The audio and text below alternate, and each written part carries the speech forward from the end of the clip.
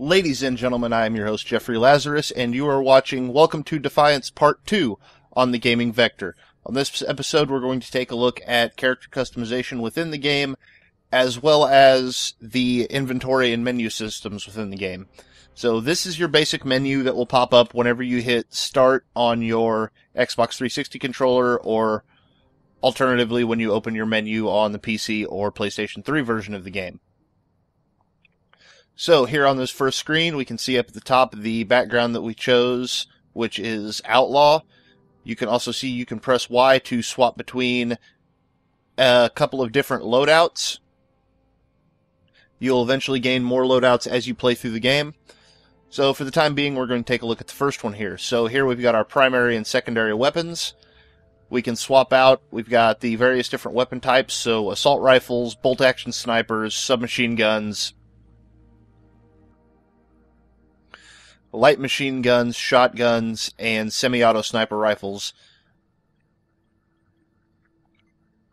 From here we can also change our secondary weapons, same options. Any weapon can go in either slot. We've also got our different grenade options. So as you can see, I've got 4 different types of grenades here. There's the Bioblast grenade, which slows down enemies in an area. You've got your basic frag grenades, some higher damage frag grenades, and incendiary grenades. There's multiple types that you can gain as you play through, so these are just a small cross-section of all of the available types. Over here we've got our shields. As you can see over there on the right, you've got direct comparisons between the shields. So for instance, right now I have the Tachyon 2 equipped. If I were to go to, say, the Rebel 2, you have a higher capacity and a lower recharge delay, but a much slower recharge time. So also we have our vehicle. There's only one available so far, but you can see the stats for the vehicle, as well as its boost, its max speed, how much damage it does, how many hit points it has, so on and so forth. Down here at the bottom you can equip titles, and over here on the right you can equip different headgear for your character, which is purely cosmetic. You can also equip different outfits for your character, also purely cosmetic. You can also change your headgear and outfits based upon which of your loadouts you're using, so you can easily look at your character and say that you're using the loadout where you have your shotgun and sniper rifle versus your loadout with your SMG, for instance. Now over here we have our power and our perks that are equipped. As you can see, I've only got 2 perks equipped so far. There are more slots to unlock as you play through. And then down on the bottom left you have your titles that you will earn as you play through the game. So speaking of the powers and the perks, let's go ahead and tab over here to our ego grid. Now these large squares, which there are 4, are your starting abilities. You choose one of these at the beginning of the game. In my case I took the cloaking ability, so it makes me invisible to enemies and activates shield regen. Over here you can see the others. There is Blur, which boosts movement speed, and melee attacks deal more damage against shields. Up here we have the Overcharge ability, which allows you to do more weapon damage for a few seconds and reloads your weapon automatically. And over here we have the Decoy power, which sends out an image of you that distracts the enemy, so maybe you can sneak around behind them. You can also hit the button again to swap places with the decoy. And then all of these smaller squares in between are the perks, and these actually connect all of the powers. So you can eventually on one character have all of the powers, but you can only have one equipped at a time. There are also multiple levels to each of the powers as well as the perks. As you can see here, the perks give you small benefits such as plus 3% critical when crouched, take 3% less damage when crouched, so on and so forth. Hit point regeneration, deal more damage to vehicles, deal more critical damage when your shields are empty. So you can really kind of specialize your character the way you want to, depending on which perks you have equipped at any given time. So now let's tab back over here to the Salvage Matrix. This is where you can upgrade your weapons, shields, and whatnot. Now, if we find, for instance, here on this blast rifle, which is an assault rifle, you can see the 4 open squares down at the bottom. 3 of them are marked through, 1 of them has an icon in it. So if we pop that here, you can break it down to resources. Before you break it down, you can see the result. So in this case, the result is 500 of a particular type of currency, which we'll look at here in a little bit. You can also attach modifications. In this case, you can attach a magazine modification. That's what that specific icon means. And I don't have any to equip at the moment, but you can get the basic idea.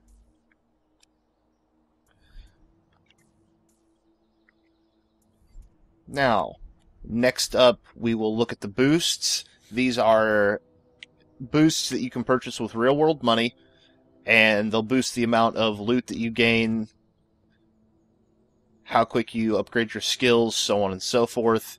You can purchase them for yourself, for your group, or down at the bottom you see grayed out is the clan option. Since I'm not in a clan, I don't have the ability to purchase those. And we'll talk about the price points on those here in a moment as well. Next over here we have the stats. You can see your 5 different types of currencies up at the top. You have scrip, which is your basic currency. You'll use that to buy most things in the game. You have bits, which are your equivalent to real-world currency.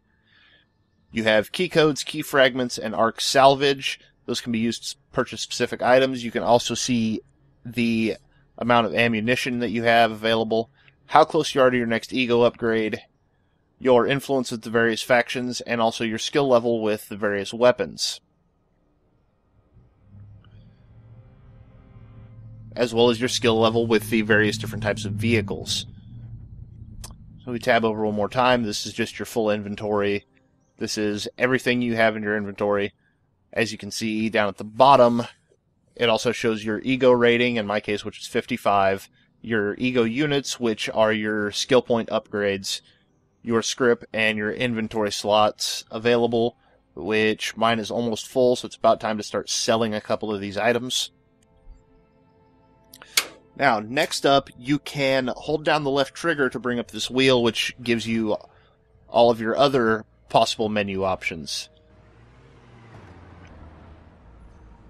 So, for instance, here we have goals. These are known as pursuits. These are essentially achievements within the game. So, for instance, exploring all of the area on the map all of the areas on this section of the map will give me a +5 ego rating, so on and so forth.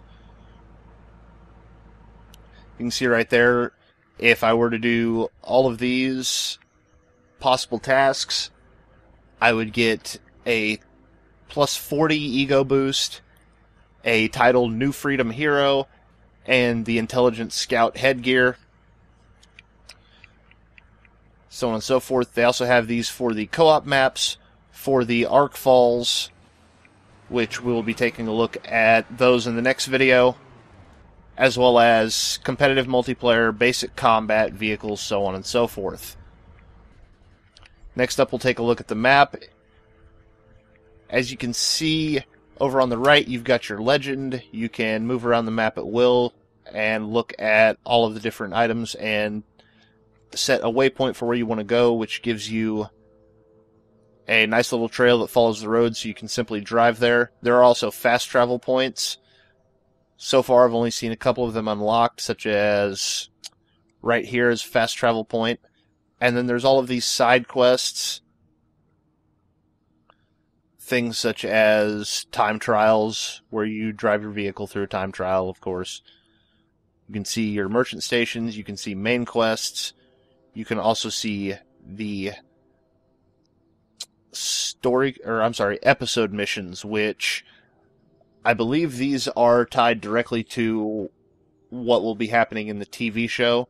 So right now the episode mission deals with working with the 2 main characters from the show.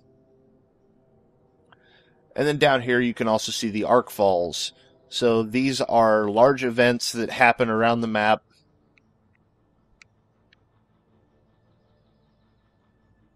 And anybody in the area can take place in these Arc Fall events.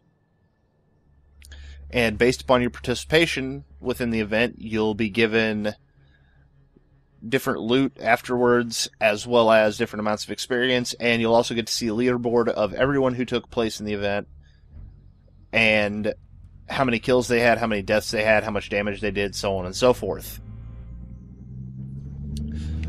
Next up, we have our Intel tab. These are your help menu, as well as some little audio diaries that you can listen to if you want to get more into the backstory and lore of the game. Over here we have our social tab. This is where you can look at your friends list. You can look at your clan or set up a clan. You can set up your different voice chat options.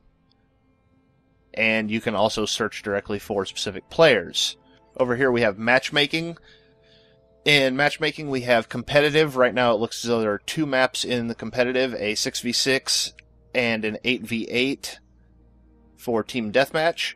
You also have Shadow War, which is large-scale battles that take place on the normal open-world map.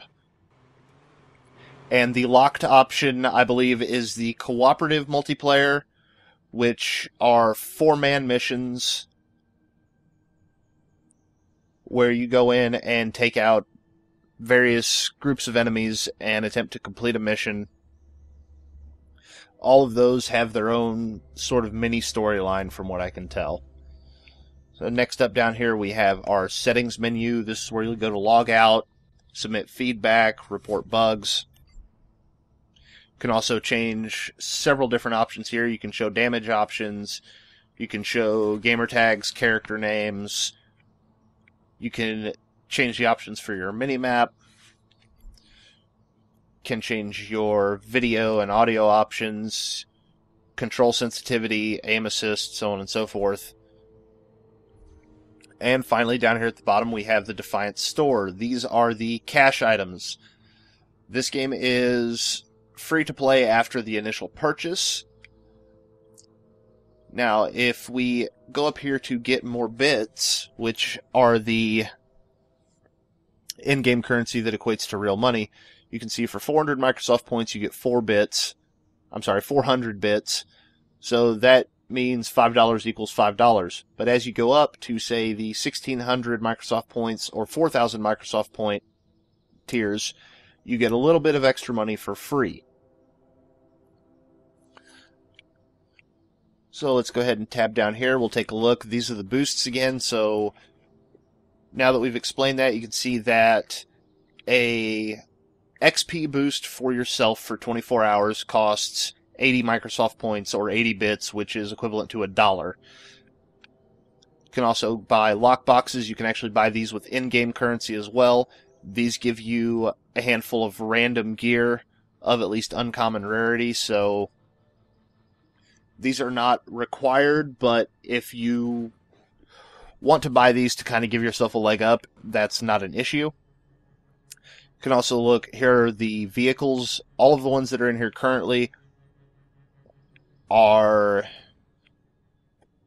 mostly skins. For instance, this is a skin for the one that I currently have. And some of these will have different stats, I believe, but they're simply transports. There's no weapons on any of these, so once again, you're not really buying power here, you're more buying cosmetics. Down here is the outfits. Now, the nice thing about the outfit store is you can actually see before you buy what the outfit will look like on your character. And once again, these are all purely cosmetic items. The downside is they are fairly expensive. You're looking at $11 for these two right here, whereas you're looking at about $3, $3.50, somewhere around there for this one. So if you are so inclined to buy these, you can. But once again, they are a little expensive, but they're also completely cosmetic, so they're not going to give you any kind of advantage in the game. Here we can see some of the headgear, same type of thing. You've got them everywhere from $2 up to about $5.50. And that's it for this video. So once again, and as always, I'm your host Jeffrey Lazarus, and thank you for watching The Gaming Vector.